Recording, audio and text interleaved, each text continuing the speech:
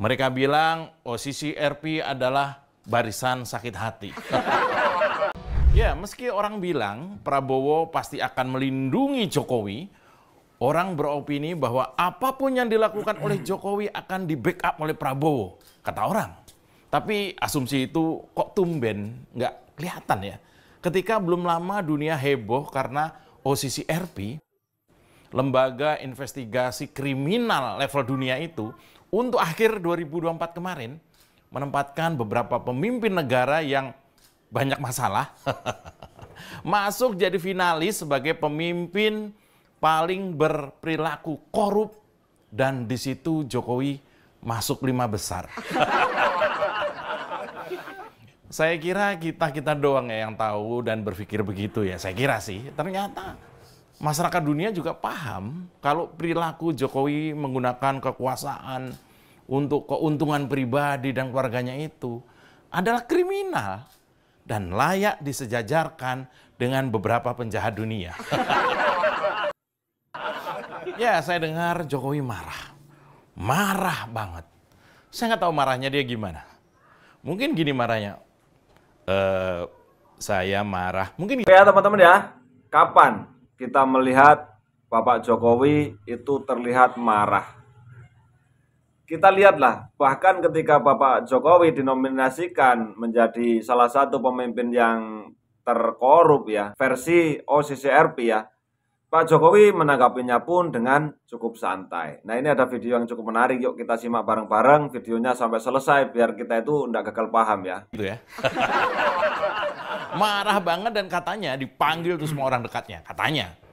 Minimal anak dan adik iparnya lah ya dipanggil lah ya. Lalu kerahkan pendukung bayaran yang setia untuk setidaknya menyerang OCCRP lewat media. Itu yang kita lihat. Mereka bilang OCCRP adalah barisan sakit hati. Mereka bilang OCCRP adalah relawan Ganjar dan anak Abah. Mereka juga bilang kalau OCCRP itu adalah suruhan PDIP. Aduh, otak mereka ini kayak template ya. Kalau ada yang negatif dari Jokowi, yang disalahin ya 3 golongan tadi. Kalau bukan barisan sakit hati, relawan Ganjar dan relawan Anies, atau kader banteng. Template gitu ya, template banget. Kalau honornya ditambahin 100.000 itu bisa lebih banyak yang dituduh tuh. Nggak cuma 3 itu. Ya, prestasi ini jelas memalukan lah. Malu lah. Kami semua malu. Kalau semua malu, bagaimana kira-kira perasaan Pak Presiden Prabowo? Malu juga atau enggak? Apakah akan mengerahkan lawyer negara atau cuek aja? Yang saya lihat sih ya, Pak Prabowo nggak gubris tuh dengan kemarahan Jokowi masuk jadi tokoh paling korup tingkat dunia. Biasa aja tuh. Mungkin Presiden lagi capek mikir. Banyak persoalan yang urgent. Banyak persoalan yang jauh lebih penting. Atau Pak Prabowo lagi mau menunjukkan, woi Mul, ini urusan lu. Gua lagi kagak sempet ikutan drama lu nih. APBN terancam minus.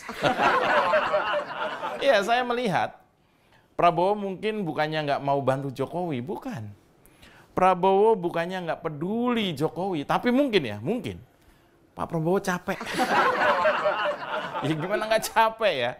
Gimana nggak capek ngurusin Jokowi?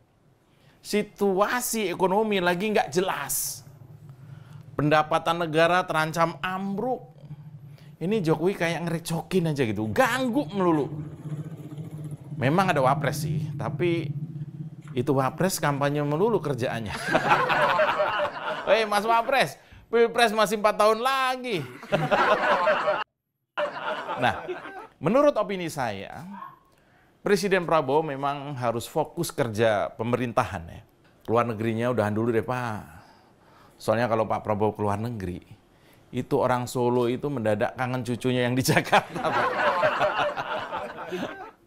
Pak Prabowo kalau Bapak lagi tugas keluar negeri Pak, itu anak sama Bapak jadi kayak lagi main presiden-presiden Pak. Tahu-tahu kunjungan kerja, tahu-tahu ngeresmiin apa, tahu-tahu tanda tangan motor 2 tak ya. Kalau Bapak lagi keluar negeri Pak, kami yang di tanah air deg-degan Pak. Ya, memang sudah jadi kebiasaan di Indonesia. Presiden yang baru dilantik biasanya langsung kunjungan ke beberapa negara. Itu udah biasa. Tapi itu kalau proses pilpresnya wajar, Pak. Kalau kayak kemarin dan hasilnya seperti sekarang ini, usahakanlah Pak Prabowo, Bapak di dalam negeri aja dulu. Karena kalau kita pantau sekarang ini, isu-isu besar nasional pasti melibatkan nama Jokowi itu. Dari mulai kenaikan pajak 12%, dari mulai memecah belah parpol seperti PDI Perjuangan. Bahkan pergantian Sintayong itu juga katanya ada sangkut pautnya sama Jokowi. Bahkan laut di pagar 30 km, itu juga ada sangkut pautnya sama Jokowi. Sampai makan bergizi gratis yang nggak ada susunya. Semua melibatkan nama Jokowi atau minimal anak-anaknya lah. Jadi gimana Pak Prabowo? Pasti Bapak capek banget kan? Mau belain juga percuma. Karena suara netizen memang tertuju cuma ke Jokowi, Pak. Dan ini banyak yang memaklumi kenapa bukan Prabowo yang jadi epicentrum atau pusat kekesalan rakyat Indonesia. Karena sumber banyak masalah yang terkuak saat ini memang asalnya dari kelakuan Mulyono ini. Aduh, ampun ya, saya Mas Jopray. Aman kan? Aman, aman, aman. Nah, teman-teman ya, kita sama-sama melihat ya, semakin hari Bapak Joko Widodo ini sepertinya semakin viral ya teman-teman. Di media sosial, di YouTube, di TikTok, tidak pernah ada habisnya ya. Seperti sama-sama kita itu kemarin melihat Bapak Jokowi itu main lah ya. Saya nggak mau menyebutkan kunjungan karena Bapak Jokowi itu sudah tidak menjadi presiden lagi.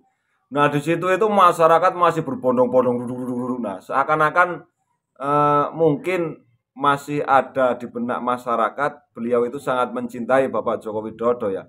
Karena ketika Bapak Joko Widodo itu datang, wah berbondong-bondong masyarakat datang dan menemui Bapak Joko Widodo. Nah ketika Bapak Joko Widodo ini masuk nominasi di OCCRP ya, tentu saja ada orang yang pro membela Bapak Joko Widodo, ada orang yang tidak, ya. Ada orang yang senang, artinya oh ternyata Bapak Jokowi itu juga menjadi sorotan dari luar negeri, masuk kriteria seperti ini ya. Bahkan itu kan kemarin sudah banyak ya para netizen itu yang berbicara, ada yang pro dan ada yang kontra teman-teman ya. Yang kontra ini dikatakan barisan sakit hati lah.